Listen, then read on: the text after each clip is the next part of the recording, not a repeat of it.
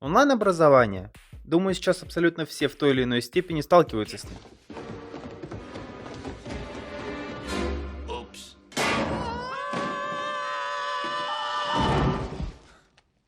На текущий момент мы просто завалены различными курсами, практиками, семинарами. Каждый хочет обучить вас своему ремеслу, о котором чаще всего они имеют поверхностное представление. На фоне большого спроса на образовательные услуги наблюдается тенденция к росту образовательных учреждений. А в условиях самоизоляции сейчас мы наблюдаем колоссальный рост онлайн-образования. В этом видео мы обсудим, для кого нужны те или иные курсы, почему не всем стоит верить и стоит ли оно того. И все это в рамках образовательных программ, посвященных геймдеву. Здесь мы задаем вопросы, старик. Кто ты? Ты? Нет, не я, ты. Ты? А ты? Отвечай на чертовы вопросы. Кто ты?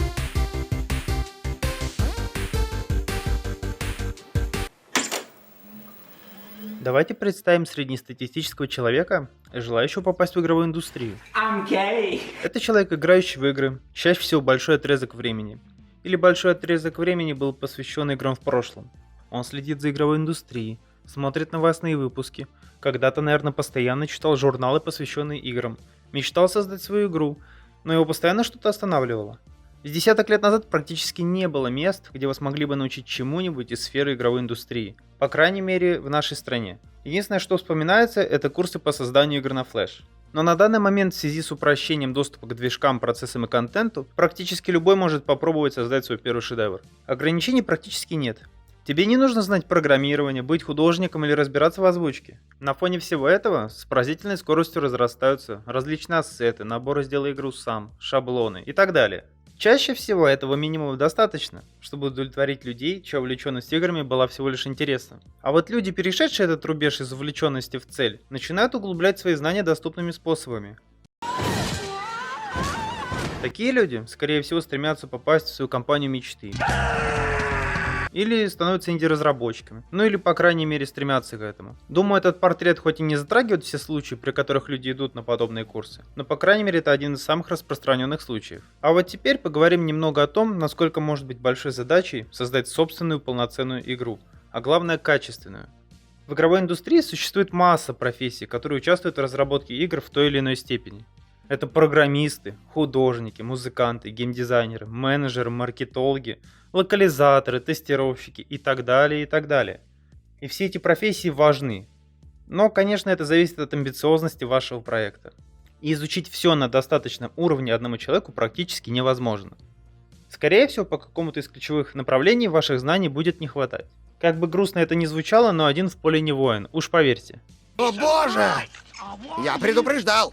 Я опять обмочился. И я не пытаюсь вас убедить, что вы не создадите шедевр в одиночку, так как есть такие прецеденты. Как раз на фоне показываются игры людей, которые создали их в одиночку. Но тут встают такие факторы, как время, знания, рабочая сила, размер проекта, текущие тренды и многое другое. Насколько будет целесообразно создавать игру мечты в течение нескольких лет, которую коллектив может сделать за пару месяцев. И не факт, что ваша игра себя окупит. А уж тем более не факт, что после такого большого провала вы сможете продолжать заниматься играми. Но проще привести другой пример. В том же самом Steam каждый день выходят десятки игр. Как вы, блядь, не научитесь? Но шедевров, которые пробьются на первой строчке продаж, единицы. И в лучшем случае такие игры появляются раз в месяц, если не реже.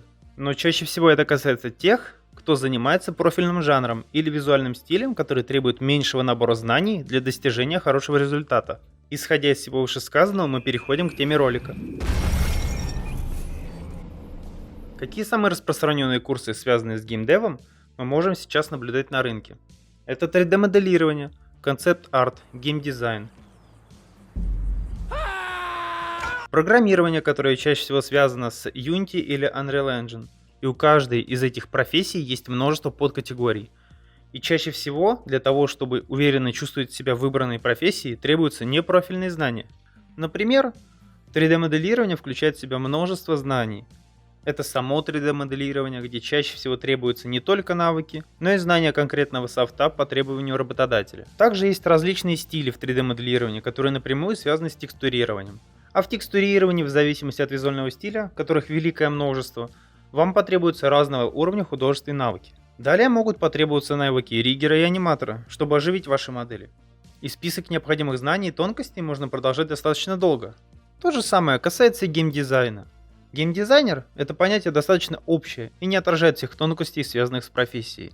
Начиная от того, что геймдизайнеру требуется достаточно большой кругозор и набор знаний для правильного выполнения своих обязанностей. И, конечно же, богатый игровой опыт, на основе которого он должен понимать, что правильно, а что нет.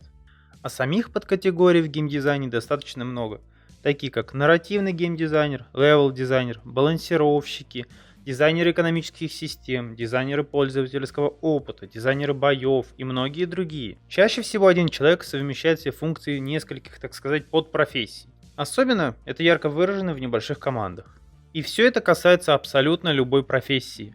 Насколько глубока кроличья нора, может узнать лишь тот, кто в нее нырнул. И приходя на подобные курсы, вы ожидаете качественного обучения, структурированного материала и по итогу полного понимания выбранного направления.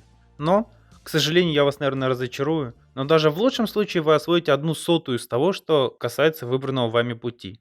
Нет, я не говорю. По одной простой причине. Все эти профессии не перестают развиваться. Постоянно появляется новый софт, новые технологии, новые методы работы и так далее. Плюс к этому это все достаточно творческие профессии. А как по мне, творческому подходу нельзя научиться, к нему можно прийти только через опыт и накопленные знания. Придумал. Но скорее всего, для входа в индустрию полученных знаний вам будет более чем достаточно. Вопрос только в том, насколько эти знания будут актуальны и не помешают ли они вам развиваться дальше.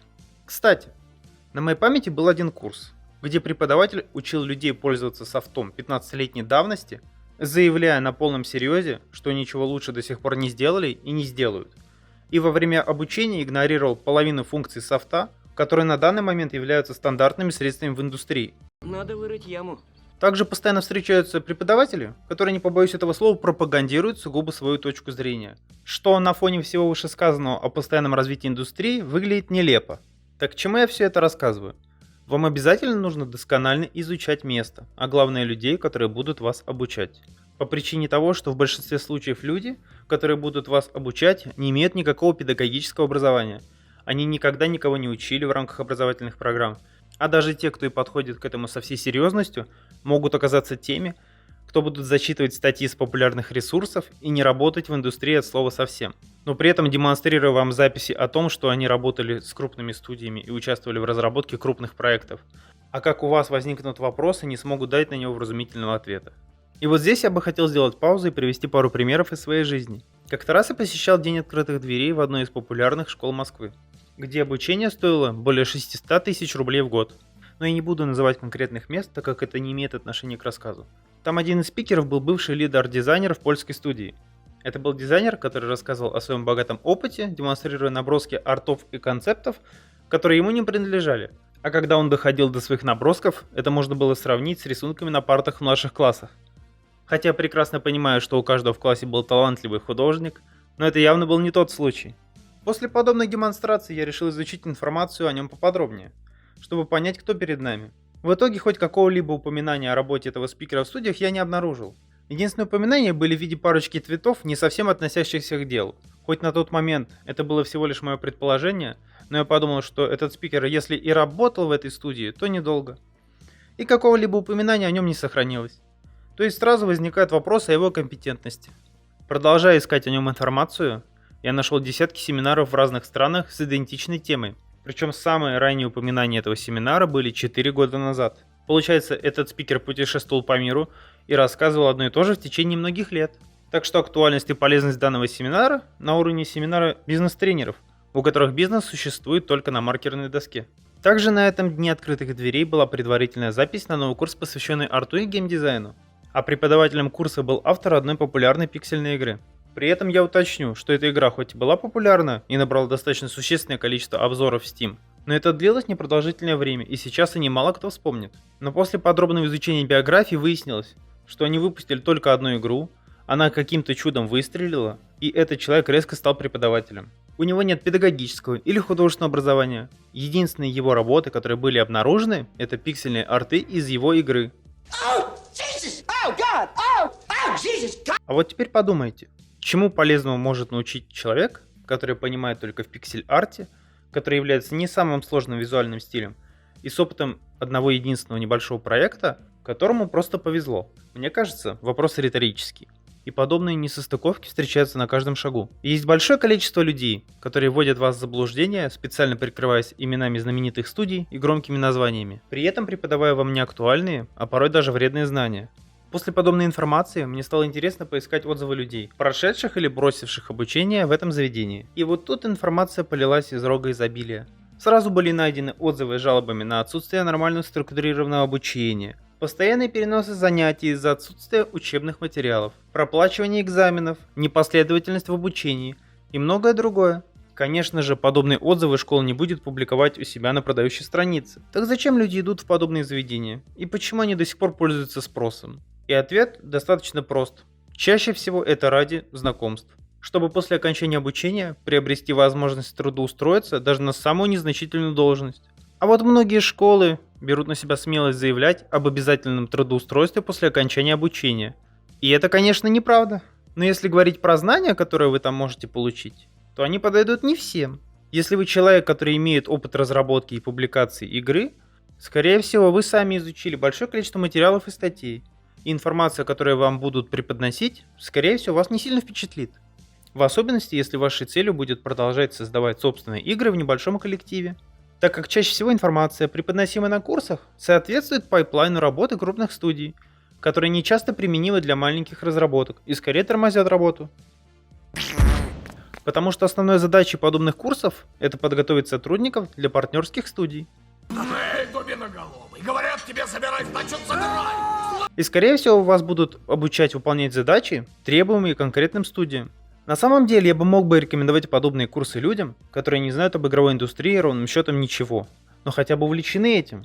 Это может быть хорошим стартом для вас. И в заключение я бы хотел сказать, обязательно 10 раз подумайте, куда вы идете. Изучайте отзывы о заинтересовавших вас местах. Не позволяйте нарушать вашу гибкость мышления и будьте осторожны с выборами кумиров. Потому что вокруг нас такие же люди, как и мы. И всем свойственно ошибаться. Но если вы уже достаточно опытный разработчик, выпустили уже несколько игр и просто хотите расширить свои знания, и может быть узнать что-то новое, лучше воспользуйтесь интернетом. Благо контента там хватит на несколько жизней. И при должной мотивации вы изучите за пару месяцев то, что на подобных курсах преподают несколько лет. И главное, стоит помнить, что нет ничего ценнее времени, которое у нас ограничено. Всем спасибо за просмотр. Если вам понравился данный ролик, не забудьте подписаться и поставить лайк. Это нам очень поможет в создании нового контента. И самое главное, никому не верьте на слово, даже нам. И проверяйте информацию. Всех благ!